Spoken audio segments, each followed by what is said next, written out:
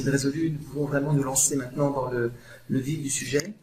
Donc, je voudrais dire un mot sur Monsieur Philippe Laurier, qui nous fait le plaisir d'être avec nous aujourd'hui, sur le sujet, donc l'ampleur et le coût des attaques informatiques en France, et avec un aspect, les conséquences de l'activité des professions judiciaires, donc un thème intéressant. Donc Monsieur Philippe Laurier est économiste, il est chercheur à la Fondation de recherche Système X, dont il dira un mot, qui est une plateforme de recherche qui comprend 250 chercheurs. Et il est enseignant dans diverses institutions prestigieuses, l'École Polytechnique, Télécom Paris, Dauphine, à la Sorbonne, donc une grande activité de recherche, d'enseignement, et également donc en charge d'un programme de quantification financière du risque cyber, dont il dira un mot tout de suite avant de commencer sa présentation. Donc, Monsieur Laurier, ravi de vous avoir avec nous aujourd'hui, très honoré, et je vous passe le micro. Merci beaucoup.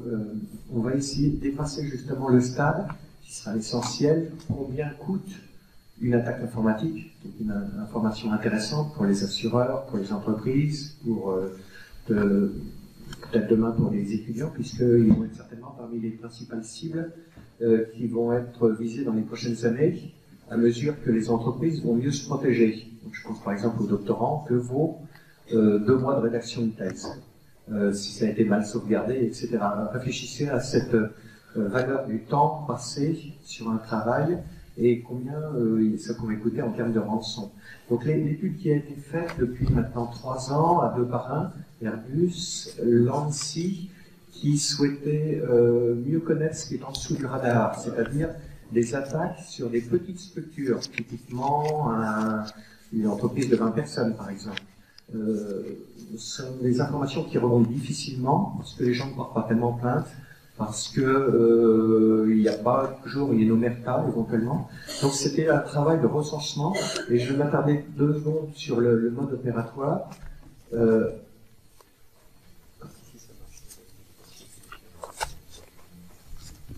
D'accord.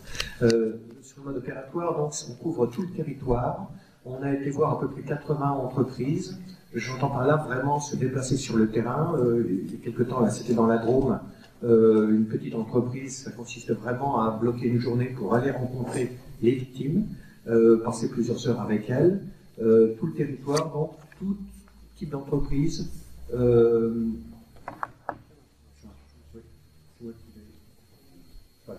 Tout type d'entreprise, tout type de préjudice, c'est-à-dire chiffrement de vos données, espionnage industriel, etc. Je vais présenter quelques cas.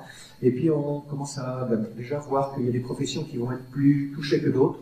Par exemple, le second œuvre dans le bâtiment, on essaie de comprendre pourquoi, etc. Les avocats sont parmi les professions que je constate être plus touchées en tant que professionnels, probablement parce que, et certainement parce qu'ils sont d'excellents relais vers d'autres cibles. Également parce qu'ils sont en contact avec une multitude d'intervenants, de gens qui vont les contacter, et donc ça veut dire beaucoup de courriers, beaucoup de choses à ouvrir, et une fragilité, une exposition qui est plus grande. Les cabinets d'avocats font partie des professions au-dessus de la moyenne du ciblage normal.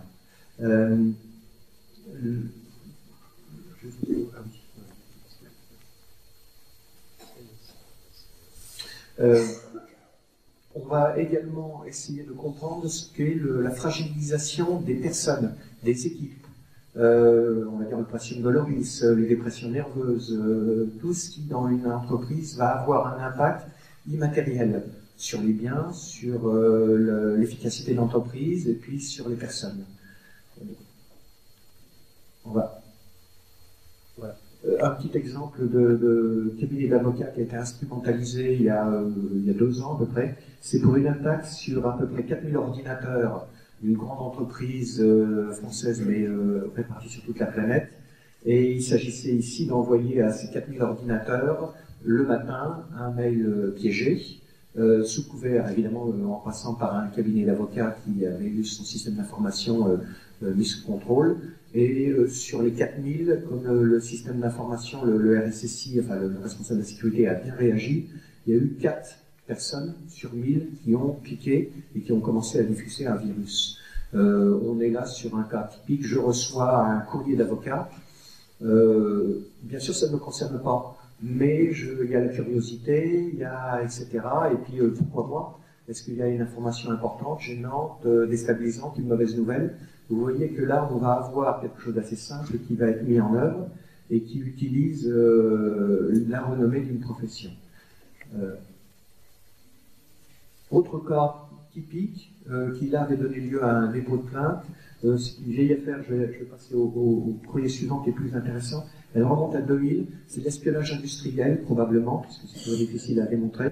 Un ingénieur spécialisé sur l'innovation s'est retrouvé avec ses ordinateurs piégés, et c'était il y a 20 ans. Donc on était sur les modems, l'ordinateur se mettait en route régulièrement la nuit et envoyait par le téléphone, on était sur du petit débit à l'époque, progressivement le contenu du disque dur, et il s'est rendu compte, puisque c'est un ingénieur qui était dans les télécoms par chance, il a eu 17 appels venant de son ordinateur vers une adresse qui était à 30 km, qui était quelque chose par rebond, qui ensuite partait à l'extérieur. Donc 17 appels par son propre ordinateur vers des interlocuteurs extérieurs pour envoyer le contenu.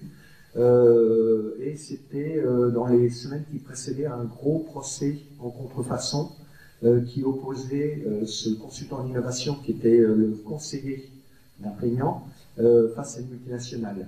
Donc on peut simplement signaler une concomitance. Ça ne prouve pas que ça puisse aller au-delà de la coïncidence, mais c'était assez gênant et le caractère professionnel de l'attaque montrait qu'en tout cas on n'était pas sur des amateurs. Autre type d'attaque, ici c'est des caméras mal protégées dans un magasin à Paris où vous voyez les clients, si vous êtes sur internet, donc vous entrez dans la vie du magasin et vous regardez, il n'y a pas les cabines d'essayage, mais on aurait presque pu envisager ça, il y a l'adresse du magasin. Ici c'est le grand classique, c'est ce qu'on a fait essentiellement, c'est le chiffrement de données, ce qui va s'afficher sur vos écrans. Ici, une machine-outil dont les données ont été chiffrées et qui était récupérable. Elle vaut neuve plus de 100 000 euros. Elle est fichue puisqu'on n'arrive pas à reparamétrer toute sa partie informatique et puis commande numérique. Je continue un petit peu. Là, c'est du phishing classique, si ce n'est qu'on était remonté jusqu'à l'origine. C'était en théorie une entreprise, enfin des acteurs domiciliés à Panama. Ici, c'est de la fraude au sentiment sur les réseaux sociaux. Si ça nous intéresse, c'est parce qu'il y a eu l'instrumentalisation ici, c'est des photos qui sont récupérées par les attaquants. Il y a eu l'instrumentalisation d'un pseudo-employeur de la dite demoiselle, à savoir un restaurant qui a eu des problèmes à Chartres, parce que les gens qui avaient envoyé des cadeaux, à un moment donné, ont voulu voir de vivre en chair et en os la bénéficiaire qui les attendait certainement les bras ouverts. Et ça ne s'est pas très bien passé. Là, c'est en train de monter considérablement les bloqueurs d'écran. On vous annonce que votre ordinateur est bloqué. En réalité, c'est bien moins profond que annoncé, mais vous allez risquer de tomber dans le piège. Vous notez surtout le 01. C'est-à-dire qu'il y a utilisation d'un numéro de téléphone qui est un petit peu tout le monde. Donc là, ça interpelle peut-être un jour les opérateurs. On utilise des entreprises qui ont pignon sur rue pour commettre ces fraudes, puisque là, il n'y a pas vraiment de grand danger informatique, mais une fraude où on essaie de récupérer de l'argent des personnes. Et puis, je vais continuer un petit peu pour... voilà, combien est-ce que ça coûte? Alors, on fait deux types d'analyses. Une analyse individuelle, combien ça coûte au niveau d'une entreprise attaquée, je vais y venir après, et puis une entreprise globale, combien ça coûte à la collectivité. Ici, il y a deux axes. Un axe, c'est combien d'argent sort du territoire. On est en train de travailler sur cette étude, mais voilà déjà le premier résultat que je vais présenter. Et puis l'autre élément, ça va être combien ça coûte aux victimes. Sachant que, vous voyez sur cet axe du bas, horizontal, c'est l'addition du coût des victimes. On n'additionne pas pour avoir le préjudice global. Tout simplement parce que si on vous casse votre porte, vous allez payer 300 en serrurier, mais ces 300 vont dans la poche du serrurier. Donc vous voyez que c'est un petit peu compliqué. On n'additionne pas facilement des préjudices individuels pour arriver à quelque chose de collectif. C'est un transfert d'argent, et donc c'est ce transfert qu'on essaie de comprendre. En tout cas, il y a deux types très nets d'attaques. Les premières qui coûtent beaucoup à la nation. Par la sortie des capitaux. Ce sont des fraudes au président. On va se faire passer pour un PDG, on va demander à faire verser 2 millions sur un compte extérieur. Et puis des fraudes au sentiment, où là, on va s'adresser typiquement aux jeunes retraités, célibataires ou plus ou moins, qui va être mis sous influence et qui va donner l'argent. Ici, sur les sorties de capitaux, on est en centaines de millions pour chacune de ces types d'attaques. Centaines de millions. Et pour ce qui est des coûts additionnés, on a sur les chiffrements de données contre des entreprises ou autres, on arrive à une estimation qui doit être, pour les PME que l'on connaît bien, on n'est pas loin d'1 milliard d'euros de préjudices additionnés. Encore une fois, les additions ne donnent pas un global, puisque c'est de l'argent qui est passé d'une poche à une autre, encore une fois, mais on est à 1 milliard d'argent qui sort des entreprises directement victimes, quand il s'agit des PME, et si c'est beaucoup plus difficile d'extrapoler aux grandes entreprises, puisque là, le silence est absolu, mais on doit être au moins au double, ce qui veut dire que c'est 2 milliards qui sortent du fait de ces attaques, qui sortent en réparation, en perte de production, en inactivité des personnels pendant une semaine, par exemple, par le chiffrement de données, et donc le rançonnage et autres. Je précise que le rançonnage coûte relativement peu par rapport à ses coûts. On a peut-être 2 milliards de coûts pour l'économie, en quelque sorte, mais les rançons sont d'un montant très réduit. On demande 2 000, 3 000 euros, des fois un petit peu plus, parfois moins. Donc les rançons en elles-mêmes ne coûtent que quelques dizaines de dizaines de millions à l'ensemble des entreprises attaquées. Alors, combien sont ces entreprises? On a fait des estimations, on a fait un travail par échantillonnage, par micro-territoire. On prend des petits territoires où on va avoir de bons radars, en quelque sorte, et où on regarde combien il y a d'entreprises victimes dans une année sur par exemple, ces centaines, ce vivier de quelques centaines ou quelques milliers d'entreprises. Et ensuite, quand on a nos chiffres et qu'on extrapole, j'arrive à peu près à 200 000 entreprises par an victimes d'un chiffrement de données. 200 000. On va voir un petit peu comment ça se répartit, mais ça va vous aider également à comprendre quel est l'impact sur les professions juridiques. D'abord, par rapport au petit schéma précédent, j'ai mis en rouge l'un d'entre eux. Une fraude au président, en général, ce sont de gros montants qu'on a essayé de faire passer du compte de l'entreprise vers un compte étranger. Ce sont de gros montants et on a l'espoir, en tout cas, d'une certaine traçabilité, puisqu'il y a identification, parfois même des acteurs initiaux, ne serait-ce que parce qu'ils ne sont pas toujours discrets.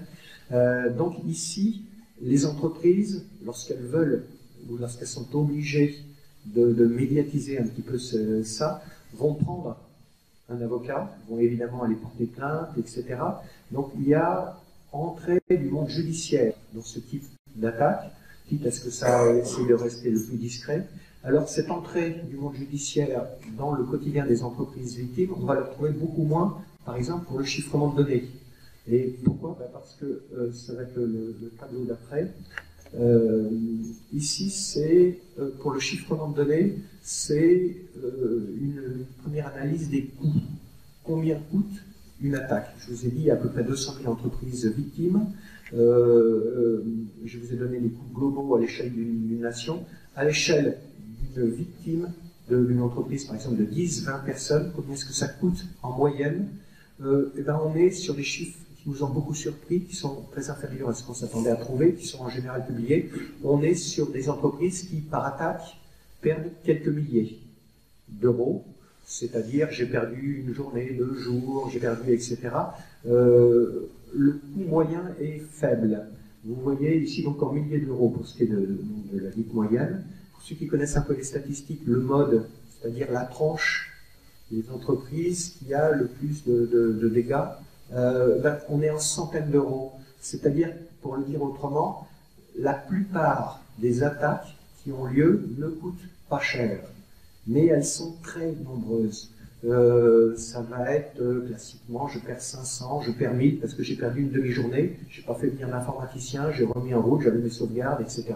La majorité des attaques ne coûtent pas cher. Et donc on a une structure pyramidale avec à la base énormément de petites attaques à faible coût et ensuite ça monte et ça nous donne des moyennes qui sont entre celles qui sont rares et qui coûtent très cher et puis celles qui sont très majoritaires et qui coûtent très peu.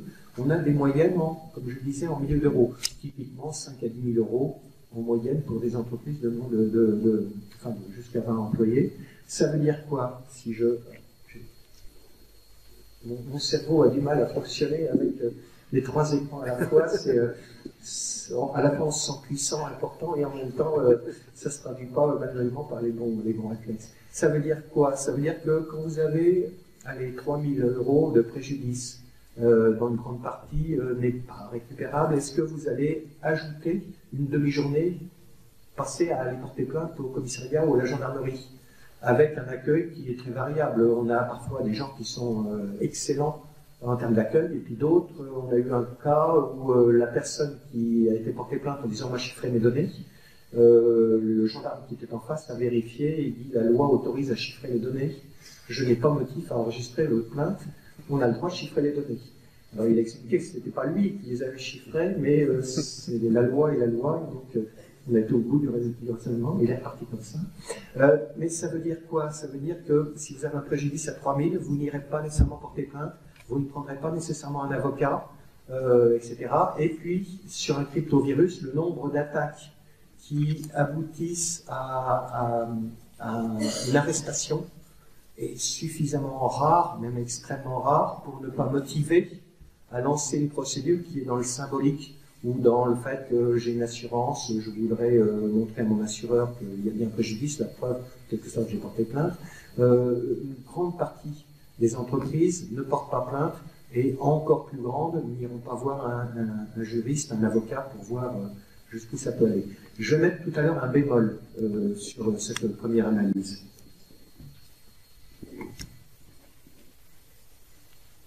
Je vais passer. Donc, pour ce qui est de la probabilité, on a vu le coût global, on a vu le nombre d'entreprises attaquées par an pour le chiffrement donné. Je n'arrive pas à faire des statistiques précises pour les fraudes au sentiment. Je sais que c'est bien au-dessus de ce que, là aussi, ressort du compte-rendu habituel par la presse. Pour les fraudes au président, les chiffres qui viennent du ministère de l'Intérieur m'ont l'air d'être bien approchants. On est sur des statistiques, on est sur des chiffres à peu près 100 millions qui sont estimés par le ministère de l'Intérieur, 80-100 millions de préjudices. J'estime que c'est un petit peu au-dessus, mais enfin on est sur ces montants-là. C'est disons entre 100 et 200, je pense, plus précisément. Alors, donc, il manque un chiffre dans tout ça, ça va être vous, entreprise, si vous avez une petite entreprise de 10 personnes, si vous avez un cabinet, quelle est votre probabilité d'avoir une attaque réussie avec chiffrement de données dans une année? Et c'est là que la surprise est venue. Je disais, la première surprise, c'est le coût moyen est bas. C'est compensé en quelque sorte parce que la probabilité d'occurrence est beaucoup plus élevée que ce que l'on croit.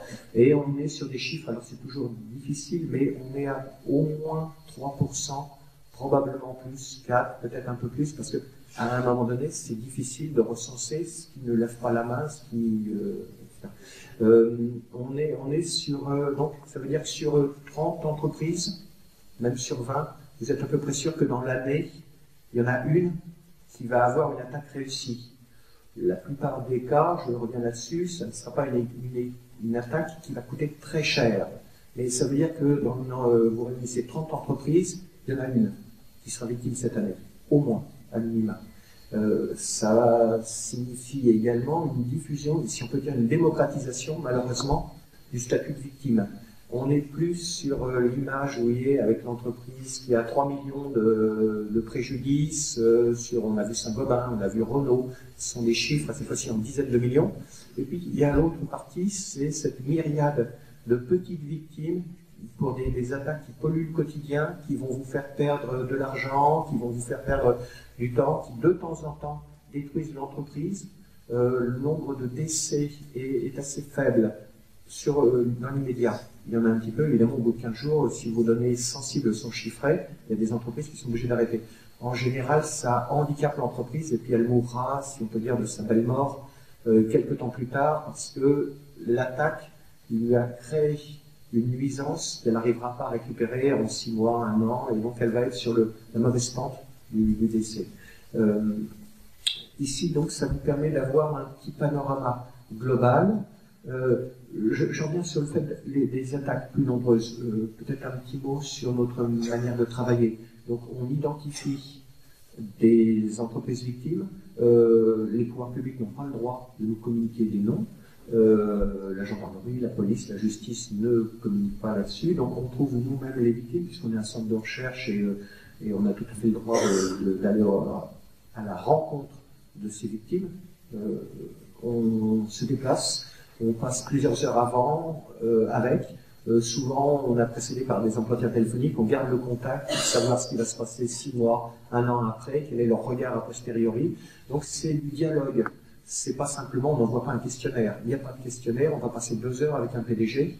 Je précise qu'on le fait souvent à l'heure du déjeuner. Je suis un des rares chercheurs de France qui a le droit de payer une demi-bouteille de petit vin, parce que, en fait, c'est tout bête, mais le dialogue se fait d'abord par ce genre de petites choses qui fait que au début il y a, non, je ne sais pas vous en parler, ou je dirais un petit peu, et puis progressivement la confiance, et on va construire avec la victime vraiment une étude conjointe de ce que ça lui a coûté. Et les gens disent au début, j'ai pas le temps, je veux 1 heure pour déjeuner, et puis on y passe 2 heures, 3 heures, et il se rend compte à la fin. J'ai eu un PDG, à la fin, il m'a dit, je veux pas avoir le chiffre. Je vous ai aidé à faire l'addition, mais ne me dites pas, j'envisage à peu près, il était sur des montants beaucoup plus élevés que la moyenne, ce PDG n'avait pas envie d'être confronté à l'addition finale. Et vous voyez ce côté humain, qu'est-ce que ça donne? Ça veut dire que quand on va voir une entreprise pour une attaque, il est fréquent que dans la discussion, ah oui, parce qu'on avait déjà eu une petite attaque l'année dernière. Ça fait 2 alors. Oui, ça fait 2. Et puis l'attaque qu'on a eue, la grosse, ils ont réessayé 1 semaine après. Mais là, on avait sécurisé, on a bien sauvegardé. En 2 heures, on a remis alors ça fait 3 attaques.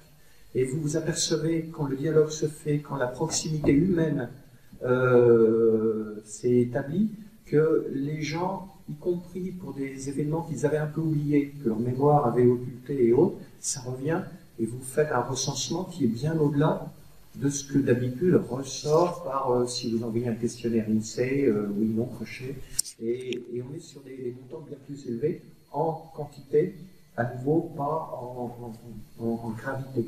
Petite parenthèse, j'avais fondé un incubateur de start-up en France, qui est un des plus gros maintenant, c'était il y a 20 ans, et on a sorti à peu près 500 start-up sur tout le territoire, puisqu'on a des annexes en province, ce qui veut dire que l'accompagnement des entreprises quand elles ont des problèmes fait partie de mon quotidien, et ce dialogue n'est pas celui d'un chercheur avec un entrepreneur, c'est de 2 personnes qui sont bien immergées dans le monde de l'entreprise, ce qui fait que quand on parle comptabilité, on va jusqu'à savoir est-ce que les provisions, est-ce que là vous allez... oui, on rentre dans des détails, et la construction du coût total résulte vraiment d'un dialogue à niveau assez professionnel. Un élément quand même, puisque je disais, les gens ne vont en général pas porter plainte et pas prendre un avocat, pas enclencher une procédure qui parfois n'aboutissent à rien. On a eu le cas d'un procureur, là une des victimes a transmis le document, un procureur qui, au bout de 2 mois après le dépôt de plainte, a classé l'affaire au chef. La phrase était « puisqu'on ne trouvera pas le coupable, il n'y a pas motif à ce que la procédure continue ». J'ai trouvé que c'était assez merveilleux, j'ai demandé à photocopier, je ne sais pas si un jour j'aurai le droit d'encadrer, mais c'est assez représentatif finalement de la déception que vont avoir des gens qui ont passé une demi-journée à aller porter plainte, si au bout de 2 mois, le résultat c'est ça vaut pas la peine de passer du temps, cher monsieur. Alors, un élément quand même, c'est qu'on s'est aperçu qu'il y avait quand même disjonction à faire entre l'origine de l'attaque et le coût de l'attaque. C'est-à-dire que l'origine peut venir, par exemple, d'un cabinet d'avocats qui vous a écrit ou de ce que vous croyez être un cabinet d'avocats. Ça peut être un pseudo-fournisseur.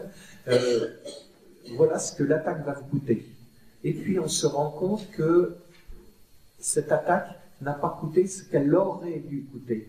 Qu'est-ce que je veux dire par là? Ce type d'attaque, par rapport à la protection de l'entreprise, par rapport à sa réactivité, voilà, c'est une attaque qui aurait dû coûter 5 000 €. Et puis on arrive à 20 000. Alors pourquoi il y a ce décalage? Et ce décalage vient du fait que l'écosystème qui entoure cette entreprise, c'est-à-dire son banquier, son opérateur de télécom, son fournisseur d'accès, son informaticien, l'écosystème qui participe au fonctionnement quotidien, a mal réagi, trop lentement, en survendant ses compétences, en étant peu à l'écoute, etc. Et donc un préjudice qui aurait dû, normalement, si tout le monde était bien compétent et à son poste et respectueux de sa parole commerciale, je serai là le jour où vous aurez un problème. Ces dysfonctionnements de l'entourage des entreprises multiplient souvent le dégât. C'est pas le pirate en soi qui est responsable à ce niveau-là. Lui, il a fait une attaque qui aurait dû coûter 5 000. La lenteur ou le manque d'efficacité de l'écosystème de l'entreprise vont multiplier ce qui aurait dû être, je dirais un petit peu, c'est comme il y a un incendie. Normalement, vous avez un extincteur à côté. Si l'extincteur ne fonctionne pas, ou si on l'a mis au 2e étage, parce que ça va simplifier qu'on l'a mis à la cave, etc., au lieu d'arrêter votre incendie en 5 minutes, ça vous a pris un quart d'heure. Et d'où vient le fait que l'extincteur ne fonctionnait pas, n'avait pas été révisé, n'a pas été installé au bon endroit, il n'y avait pas l'étiquette, il n'y avait pas le fonctionnement intuitif.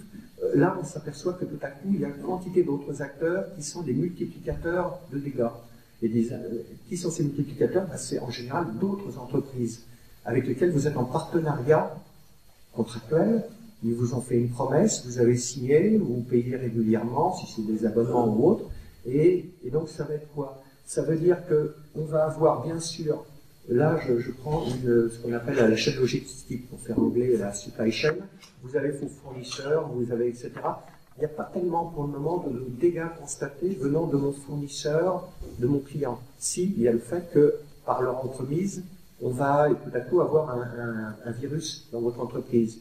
Mais c'est pas eux, normalement, c'est pas votre fournisseur de boulons qui est là pour vous aider le jour où vous avez un problème informatique. C'est votre informaticien. Donc votre fournisseur de boulons, si vous a envoyé un virus, ça vous coûte 5 000.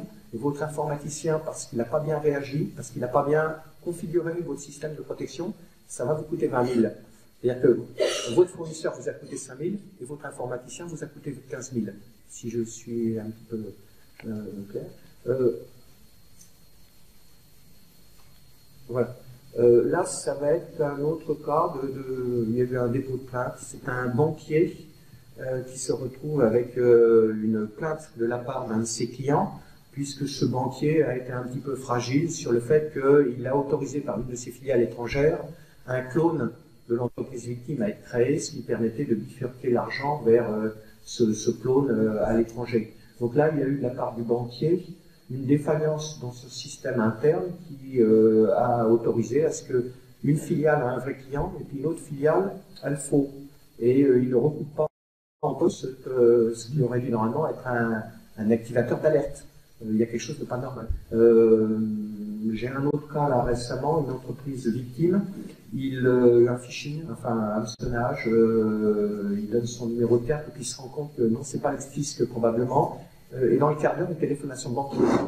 Et on a le relevé détaillé, il a téléphoné à son banquier en fin de matinée, disant faites opposition, bloquez mon compte, etc. Et quand on regarde le détail, le blocage du compte a eu lieu non pas en fin de matinée, mais en début d'après-midi. Ce qui veut dire, hypothèse, que la personne a été déjeunée ou que quelque chose s'est passé, mais il y a eu 2-3 heures pendant lesquelles il n'y a pas eu lancement de la procédure en interne.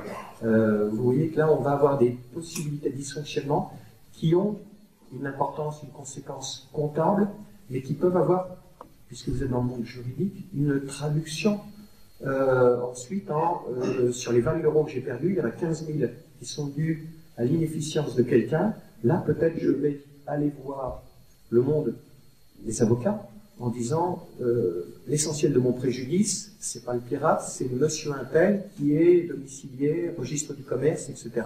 Et là, il va peut-être y avoir procès, en tout cas négociation, en disant et ces 15 000, qui est-ce qui les paye? Voilà, je termine là. Je regarde. Oui, je termine là par un petit mot de conclusion pessimiste. On s'aperçoit quand même que les coûts et les probabilités d'être attaqués sont relativement bien proportionnés à la numérisation des entreprises. Peut-être même plus que proportionnés. Ça, on va essayer de l'étudier dans le futur, justement dans les prochaines années. Qu'est-ce que ça veut dire? Ça veut dire que les dégâts actuels, de par la trajectoire à être plus connectés, à avoir plus de terminaux, à être plus, à numériser de plus en plus de choses et à avoir la politique de zéro papier, il y a en trajectoire le fait que demain ce sera pire. C'est-à-dire qu'on peut déjà l'annoncer, les chiffres que je vous ai indiqués, à moins d'un miracle technologique qui fasse qu'on modifie, pourquoi pas, les règles de fonctionnement de l'Internet, et on est mal parti pour le moment puisqu'il est un peu figé sur ses bases actuelles, et bien, avec cette tendance à la numérisation, les chiffres que je vous ai indiqués vont et sont en train de devenir faux parce qu'ils sont en aggravation du fait même de l'attitude des entreprises vers plus de numérisation, vers plus de connexion, vers plus de, comment dire, je m'en remets à quelque chose qui est de l'intangible et qui est plus facilement attaquable. Donc, l'avenir est assez pessimiste pour ce qui est de ces éléments. Je vous remercie.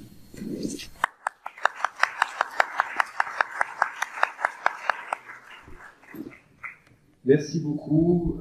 Donc nous diffuserons les présentations à l'issue, tous les slides. Merci beaucoup pour cette présentation. Moi je la connaissais, j'avais déjà assisté. Je suis vraiment très content que vous soyez venus parce que c'était, je pense, la présentation absolument idéale pour démarrer cette journée.